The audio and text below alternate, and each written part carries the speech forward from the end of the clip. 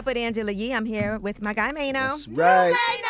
All right, so I told you guys that I was in Detroit over the weekend for the big show. Amazing show. The only disappointment was that Bossman Dlow was in town, but somehow didn't make it to the show on time. We're going to break all of that down. But here is what was said about Bossman Dlow after he missed his set. One thing I hate is a man who can't own up to his You been in Detroit, you in your room, dope fiend out. We keep calling you, you keep talking about you going to be there in 30 minutes. The 30 minutes went past, the whole hour. You miss your whole set, then you pop up with Glorilla on.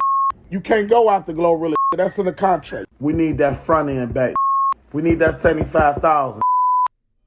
All right. Well, I will say this. Other than that, it was an amazing show. And Bossman Dlow responded, I'm literally in Detroit right now. Been here. Y'all blame the promoter for why I ain't come, not me. I drove 26 hours to get to Detroit. No, Stuffy. Why the F would I not perform? Ask yourself that.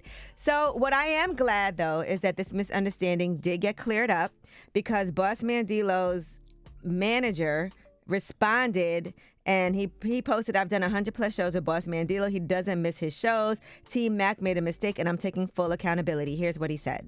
Yesterday, my client Bossman Dlow missed his set in Detroit because of my fault. There was a schedule update. We didn't see the email. We never got the word to Team Dlow. I'm sorry to the promoters. I'm so sorry to Team Dlow. I'm going to make this right. I'm going to pay back the promoter's deposit, and I'm going to make Dlow whole.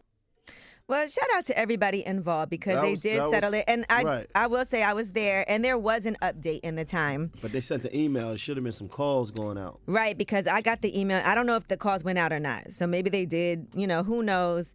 But the manager did take responsibility for that. Originally, he was going on at 9:15, and then they changed it to 8:30.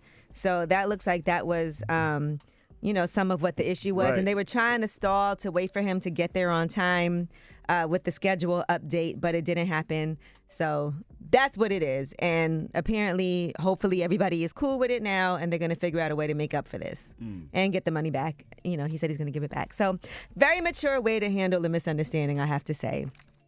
Right? Because it does happen. All right, the Black Eyed Peas, they are nixing their Vegas residency for 2025.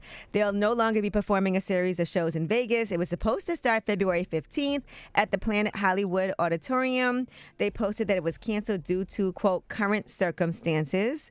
They said ticket providers will issue full refunds automatically. Stay tuned for updates on future performances by following us. We can't wait to see you again. So I don't know what that current circumstances was, but I did see people online speculating.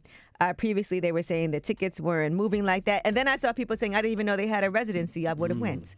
All right, well, that is your Yee Tea. When we come back, Under the Radar. These are the stories that are not in the headlines, but they're flying under the radar. But there's no way we can't talk about Trump and yesterday's inauguration and we can only get into a couple of the things that happened, but we will. All right. Let's get into Gold Digger, Ye and Jamie Foxx. It's way up.